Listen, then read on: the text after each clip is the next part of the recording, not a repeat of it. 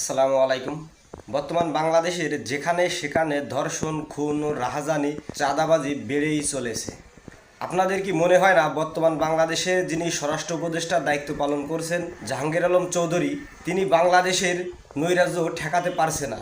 তিনার মতন মানুষ বাংলাদেশের স্বরাষ্ট্র উপদেষ্টা পদে থাকার কোনো যোগ্যতা তিনার আছে কিনা আমি বললে হয়তো কেমন হয়ে যায় আপনারা বলবেন। বাংলাদেশের বর্তমান যে ঘটনাগুলো দৃশ্যমান হয়েছে, আগে পরেও ঘটেছে, যদিও এতটাই দৃশ্যমান হয়নি, তবে বর্তমান যে পরিমাণ ঘটনাগুলো জনসম্মুখে আসতেছে, এই ঘটনাগুলো কিন্তু বাংলাদেশের স্বাধীনতা বিপন্নের দিকে নিয়ে যেতে পারে। বাংলাদেশের সেনাপ্রধান কিছুদিন আগেই কিন্তু বাংলাদেশের স্বাধীনতা বিপন্ন নিয়ে তিনি সতর্কবার্তা দিয়েছেন।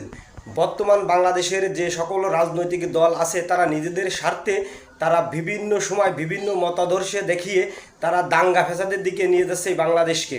সম্প্রতি আপনারা সবাই জানেন মাদারীপুরে যারা ড্রেজার দিয়ে বালু উত্তোলন করে এরা সবাই অবৈধ। এরা এই বালু উত্তোলন নিয়ে দুই পক্ষ সংঘর্ষ বেঁধে তারা মারামারি করেছে, মসজিদের মধ্যে উঠে গেছে ভয়তে, তারপরও সেখানে যে তাদেরকে জবাই করে হত্যা করা হচ্ছে। এটা কিসের আলামত? ভারতের আরএসএস এবং ইসকন দুইটি সংগঠন আছে, তারা পেশি শক্তি ব্যবহার করে, তারা মানুষকে হত্যা করে, জবাই করে, নিরীহ মানুষদের হত্যা করে, তারা আতঙ্ক ছড়ায়, তারা সাম্প্রদায়িক দাঙ্গাবাজ।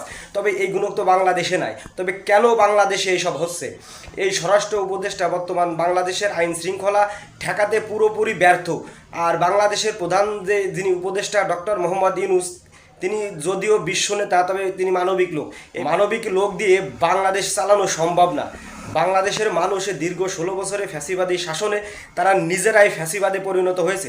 প্রত্যেকটা মানুষই এক একটা রাবণে পরিণত হয়েছে। তাই বাংলাদেশের সকল নাগরিকদের বলবো, আপনারা সবাই সতর্ক থাকুন। বিদেশি শক্তি বাংলাদেশের বিরুদ্ধে এতটাই সক্রিয় যে বাংলাদেশের স্বাধীনতা হরণ করার জন্য, বিপন্ন করার জন্য উঠে পড়ে লেগেছে। কারো প্রচারণায় পাড়া দেবেন না এবং কারো মিথ্যা গুজবে কান দেবেন না।